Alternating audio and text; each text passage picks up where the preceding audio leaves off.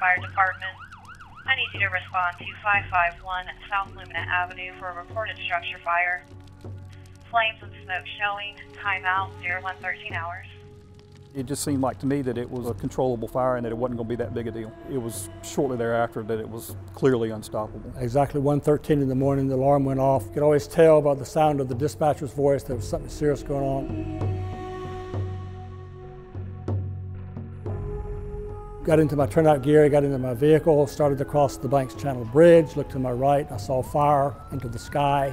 I knew it was a large building, a large fire. When I arrived on the scene, that I was one of the first there, if not the first, and I remember doing an initial size up, as it were. I remember seeing the LP gas tanks in between the buildings. To me, it seemed fairly clear that it was going to be defensive.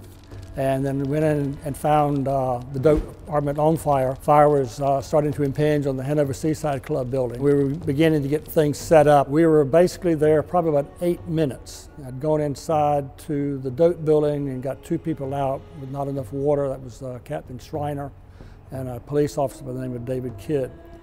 I got out and I was approached by my captain, Bill Ivins. He said, "I've lost 2 people in the Hanover Seaside Club." So in that 8 minutes, things had begun going from a bad situation to a terrible situation. So he had helped John Dennison and Robert Wynn enter the Hanover Seaside Club building. He was tending line. He left his position momentarily to help set up a deluge gun, went back and found the hose line slack. He pulled on it, found fire debris on it. He came and got me, and I went back in with him, went partially up the steps of the Hanover Seaside Club building.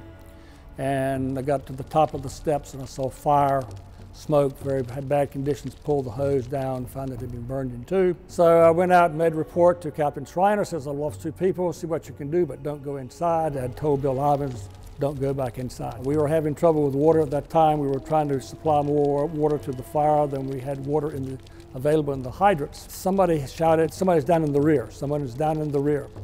So everyone was rushing to the ocean side of the fire scene. And as it turned out, that was John Dennison. But while they were rushing to that scene to pick up this fireman they'd seen falling out of the building, one of the photographers snapped a photo, and the flash from his camera picked up the reflective gear of Robert Wynn. He was on the south veranda of the Hanover Seaside Club porch. Well, this time, the Doak building was fully involved. This is all within 10 to 12 minutes of arrival. And the Seaside Club buildings were becoming fully involved, so it was kind of nightmarish.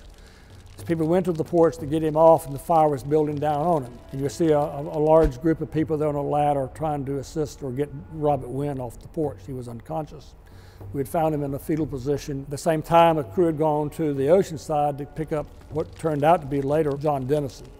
They were carrying John Dennison off to the ambulance and trying to apply mouth-to-mouth and resuscitate Robert Wynn. It was obvious that Robert Wynn had some pretty severe injuries to his hands, his face. He was unconscious. I don't think he ever regained consciousness. That's how he was transported to the hospital. He was pronounced DOA at the hospital.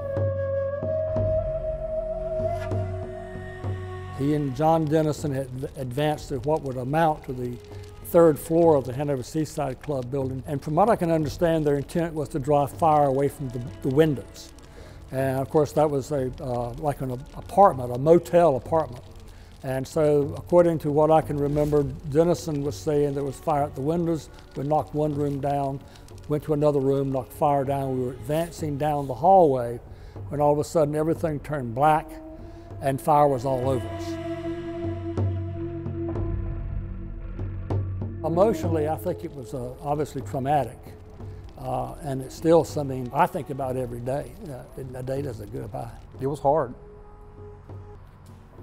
It's one of those deals that you just try to keep your mind on what you're trying to do and not think about those things. You know, I mean, I'm kind of getting a little emotional now, but it was hard. As time went on, that's when we dealt with actually what happened. Robert was a dedicated volunteer fireman. He was assistant manager at the Blockade Runner. He had obtained his fire instructor certification, which would indicate the level of dedication because that was a pretty good task to achieve. He'd come from us from Beach Mountain, and he was very enthused about being a volunteer. He was active in the department, trying to help us make improvements. He was a graduate of Clemson. He'd majored in Parks and Rec. At the time of the alarm, he was having a nightcap with the manager of the blockade runner, Mo Clements.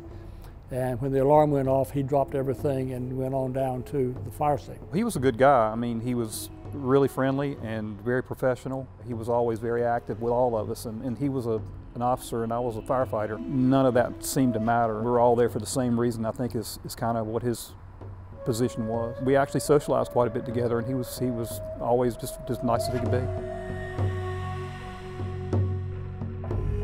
After that fire, the town was more proactive in fire prevention measures. It went through a bond to improve new water systems for Wrightsville Beach and Harbor Island.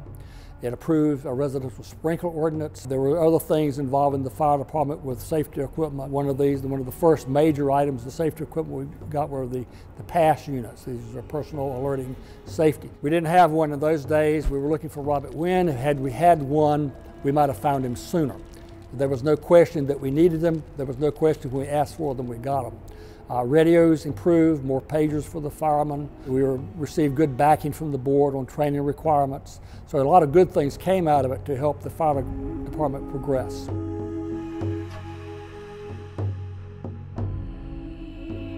Central to Wrightsville Beach Fire Department, Lieutenant Wynn.